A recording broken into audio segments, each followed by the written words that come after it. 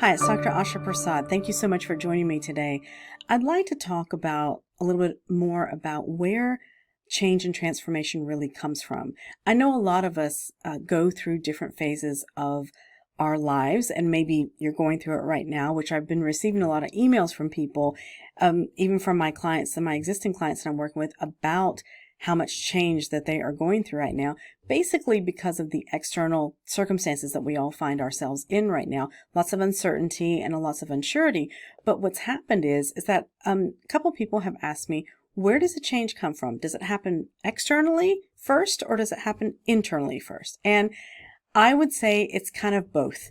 And what I mean by that is that, yes, there are things outside of ourselves that can force us to have to change, but there's also a way that we can actually engage this part of us within us to actually stimulate and generate change before anything on the external or in our outer world has to happen. And that's really a more powerful place to be from the standpoint of you have more, input as far as the creation of how that's going to look, how it's going to feel, and what your experience can be. So when you have something outside yourself, I'll give you an example. I just spoke to a client of mine who is wanting to change his career, and he's been in his profession for 25 years now and is scared, really, really scared to know that he now really wants to do something differently. And it was because of the lockdown period and where he is. They were probably in lockdown for about 3 months of this year.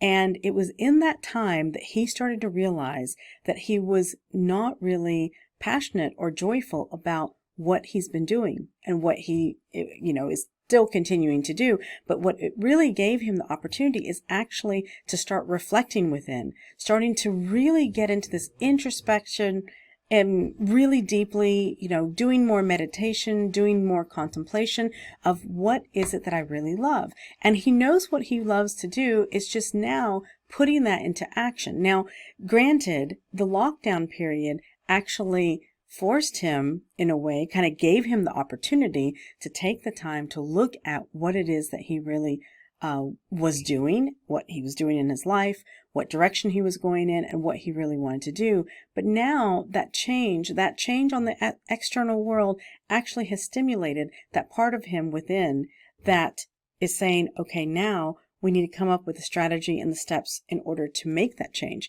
and to actually take the steps to change a career, to pivot from that and maybe even move locations or whatever it takes.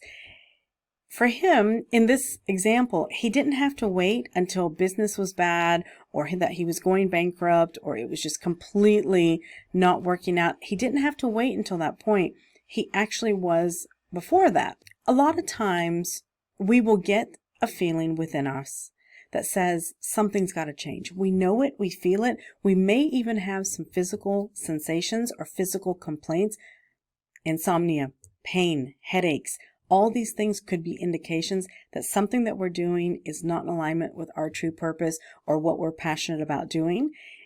Granted, I know there are times that we do have to go forward and still do those because we do have obligations, we have responsibilities. However, there are things that we can do if we will listen to that inner voice, that inner knowing, that intuition that says, something needs to change, something has got to give here, or maybe I need to spend more time or make some time, carve some time out for myself to do whatever I love to do creatively, to really spark that creativity in your life. If you're not doing that already, I highly recommend that anyway. But it's something that we all can do. We all can do no matter where we are. Now, I know I've received emails from people saying that, I don't know what to do. I've got to be able to pay the bills. I've got to be able to pay. I'm not saying quit your job, and I'm not saying any of that. But what I am saying is that give yourself the time, and even if it's like 3 minutes, 5 minutes a day, that you are able to sit down and journal, write down what your dreams are, what it is that you want to be experiencing. Focus on what it is that you actually want to be experiencing. I know a mentor of mine used to give us an exercise in the very beginning of working with this mentor about how to really describe your perfect day. And whenever you describe your perfect day by writing it down or even speaking it into a recording and listening to it, and really, really, in great detail, really describing what it is that you wanted to do, what would happen is that you would start catching yourself daydreaming and really getting into that feeling of what it would feel like to actually do that. And it would inspire you more to get yourself together and start aligning your actions with exactly what it is that you're wanting to manifest, what you're wanting to have in your life. So this is really where transformation really truly begins and can happen, is really from within you.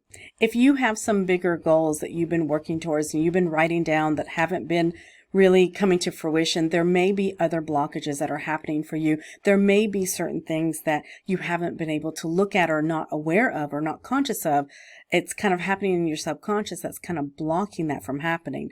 That's something definitely that happens for a lot of us, and it will help to take some time to really dive in a little bit deeper to figure out why it's not really coming to fruition.